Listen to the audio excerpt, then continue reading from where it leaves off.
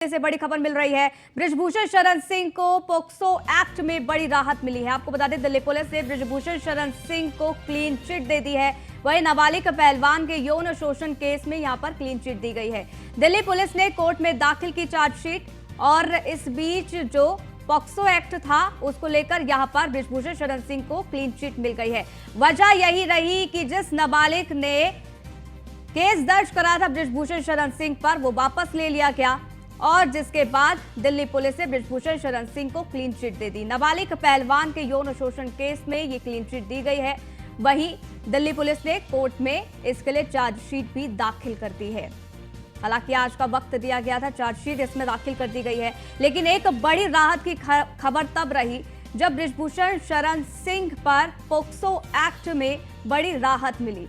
यहां पर पुलिस की तरफ से क्लीन चिट बृजभूषण शरण सिंह को दे दिया गया है। वहीं आपको बता दें कि दिल्ली पुलिस ने अब कोर्ट में चार्जशीट दाखिल कर दी गई है। 200 से ज्यादा लोगों के इसमें बयान दर्ज किए गए हैं। वहीं 4 महिला पहलवानों के बयान इसमें ऑडियो वीडियो शामिल है। उसको देखते हुए चार्जशीट जो है वो पूरी दाखिल कर दी गई है। तो हमारे साथ पीयूष तिवारी जुड़ गए, जरा जानकारी उनसे लेते हैं। पीयूष, अब इस चार्जशीट में क्या कुछ लिखा गया है पुलिस की तरफ से, और इसके साथ ही एक बड़ी राहत की खबर तो ये रही कि जिस पोक्सो एक्ट का जिक्र किया जा रहा था, जिस पर कई गंभीर आरोप लगाए जा रहे थे, उस पर क्लीन चिट यहां पर पुलिस की तरफ से दे दिया गया।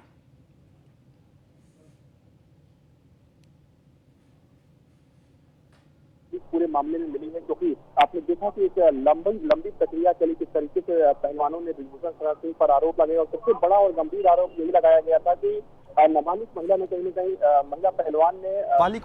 न कहीं महिला पहलवान ने जो यौन उत्पीड़न का मामला है वो दर्ज कराया था। हालांकि इस पूरे प्रकरण में आपने देखा कि किस तरीके से बयानबाजी हुई, किस तरीके से प्रदर्शन हुए, जिस तरीके से मेडल वापस कर गंगा में बहाने की बात कही गई, तमाम बातें कही गई। लेकिन इस पूरे मामले में मामला सुप्रीम कोर्ट गया, राउज एवेन्यू कोर्ट गया, उसके बाद कहीं ना कहीं दिल्ली पुलिस जांच कर रही थी। ऐसे में आज अल्टीमेटम एक तरीके से दिया गया था, चूंकि केंद्रीय खेल मंत्री अनुराग ठाकुर के आवास पर बैठक हुई थी, साक्षी मलिक मौजूद थी, बजरंग पुनिया मौजूद थे और 6 घंटे तक यह बैठक चली थी। निश्चित रूप से आज दिल्ली पुलिस की ओर से कैंसिलेशन जो रिपोर्ट है, करीब 550 पन्नों की जो कैंसिलेशन रिपोर्ट है इस पूरे मामले में कहीं ना कहीं दाखिल की गई है कोर्ट में। चाहे पटियाला हाउस कोर्ट की बात करें या राउज एवेन्यू कोर्ट की बात करें, राउज एवेन्यू कोर्ट में 6 महिला पहलवान जो कि बालिग हैं, उनके मामले में कहीं ना कहीं ये एक रिपोर्ट दाखिल की गई है दिल्ली पुलिस की ओर से। इसके साथ ही पटियाला हाउस कोर्ट की बात करें तो उसमें नाबालिग महिला पहलवान जिसने आरोप लगाए थे, उस मामले में कहीं ना कहीं जो कैंसिलेशन रिपोर्ट है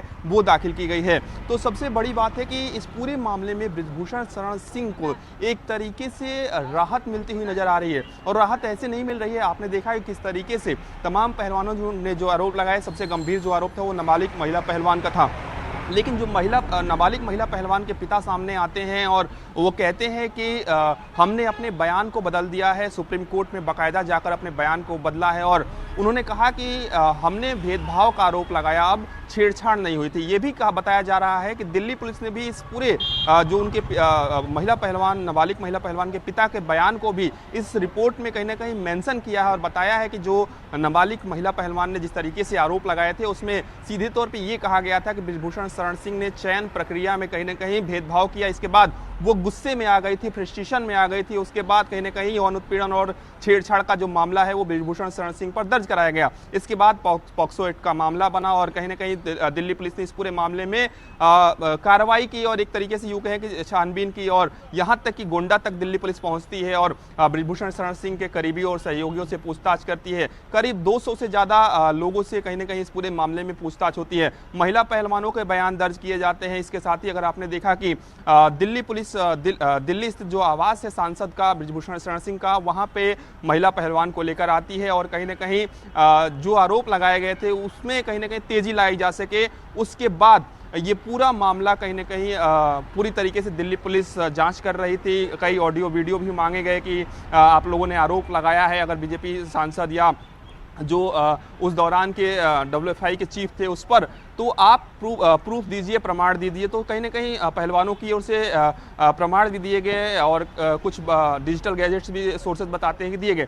लेकिन सबसे बड़ी बात है कि आज एक बड़ी राहत ब्रिजभूषण शरण सिंह को मिलती हुई जरूर नजर आ रही है, क्योंकि सोर्सेज जिस तरीके से बता रहे हैं कि जो कैंसिलेशन रिपोर्ट 550 पन्ने की दाखिल की गई है, इसमें बाकायदा बताया गया है ना सिर्फ देश बल्कि विदेशों में जिस तरीके से आरोप लगाए गए थे कि विदेशी दौरे के दौरान कहीं ना कहीं इस तरीके की हरकत ब्रिजभूषण शरण सिंह ने की, आरोप महज लगाए गए थे, उस मामले का भी जिक्र उसमें किया गया है। और सीधे तौर पे पूरी तरीके से, चूंकि दिल्ली पुलिस जब भी कोई जांच करती है, कोई भी जांच एजेंसी जांच करती है, तो बाकायदा हर बिंदु पर जांच की जाती है, पूछताछ की जाती है, उसके बाद ही एक रिपोर्ट तैयार की जाती है। यही कारण है कि 550 पन्नों की एक रिपोर्ट, कैंसिलेशन रिपोर्ट कहीं ना कहीं दिल्ली पुलिस ने तैयार किया था। और फिलहाल अगर हम बात करें तो ब्रिजभूषण शरण सिंह को एक बड़ी राहत इस पूरे मामले में मिलती हुई बड़ी नजर आ राहत रही है, क्योंकि एक तरफ तो पॉक्सो एक्ट जिसमें राहत तो यहाँ मिल गई है, लेकिन अब आने वाले दिनों में क्या कुछ होता है, क्योंकि 4 ऐसी महिला पहलवान हैं जिन्होंने ऑडियो वीडियो भी दिया है। अब इस पूरे मामले को लेकर क्या कुछ होता है ये देखना होगा, पहलवानों की तरफ से क्या कुछ प्रतिक्रिया आती है ये भी देखना होगा। बहुत बहुत शुक्रिया पीयूष,